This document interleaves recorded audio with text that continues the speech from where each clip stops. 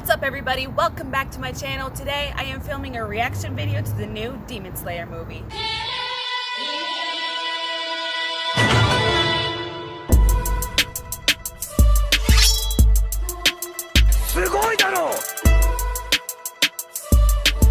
Alright, so we're gonna go watch Demon Slayer, and then when we come back we will tell you what we thought about it. Ooh.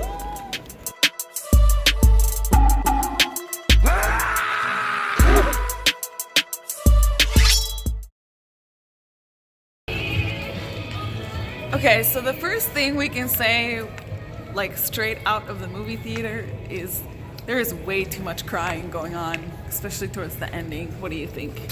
Yeah, makes me want to gag.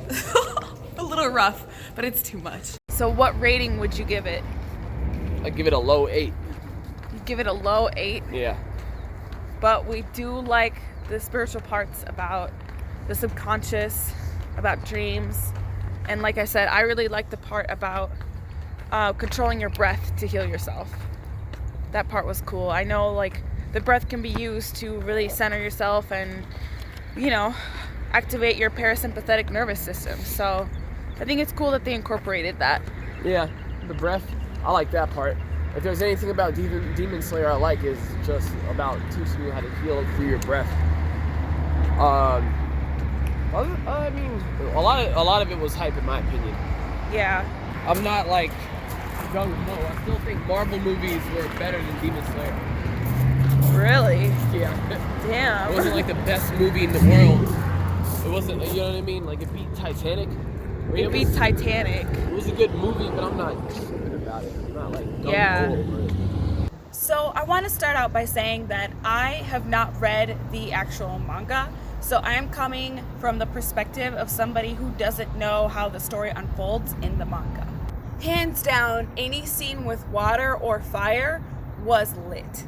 Whenever Tanjiro uses his sword with water, and then, you know, Rengoku uses his fire sword, and it's just like, you just see all these waves of water and fire, and the way it's illustrated is just, mwah. I feel like this movie had so much clout and so much like success from overseas that it created an expectation, like a certain sense of expectation.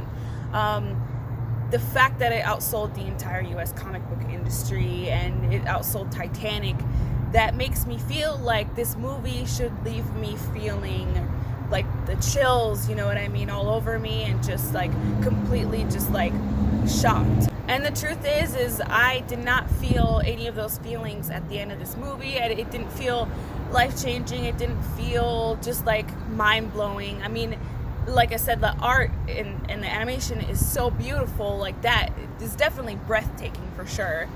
But the overall movie, it wasn't as much of a shock as I was expecting, considering how popular it was overseas and how, you know, how much clout it got. I remember back when I went to see Avatar in theaters, you know, the live action with tall blue people. I remember at the end of that movie, when the final screen came on, I actually, not only did I feel the chills in my body, but I had like a tear, like it just came out of my eye, and I wasn't crying. I didn't feel sad. I mean, it was positive.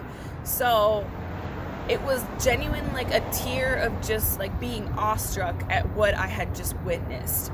And I did not get that feeling with Demon Slayer. Now, like I said, when I came out of the theater, my first impression was like, why is there so much crying in this movie? Like I just don't resonate with that much crying. And I get that it was like kind of for comic relief, but it's like,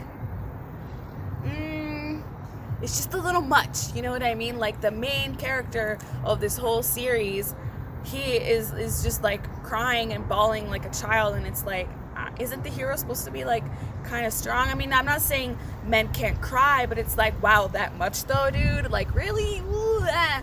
I guess it's just a personal preference. I just don't resonate with that much crying. So it just felt like at the end, it felt so like dragged out, like longer than necessary. Like you have like a 10-15 minute scene of them crying, and it's like I'm not walking away from this movie like feeling like I learned something, or like my heart was really all it touched. I don't know. There was a part in the movie that really bothered me, like when Tanjiro goes to the head of the train to try to take care of the head of the train.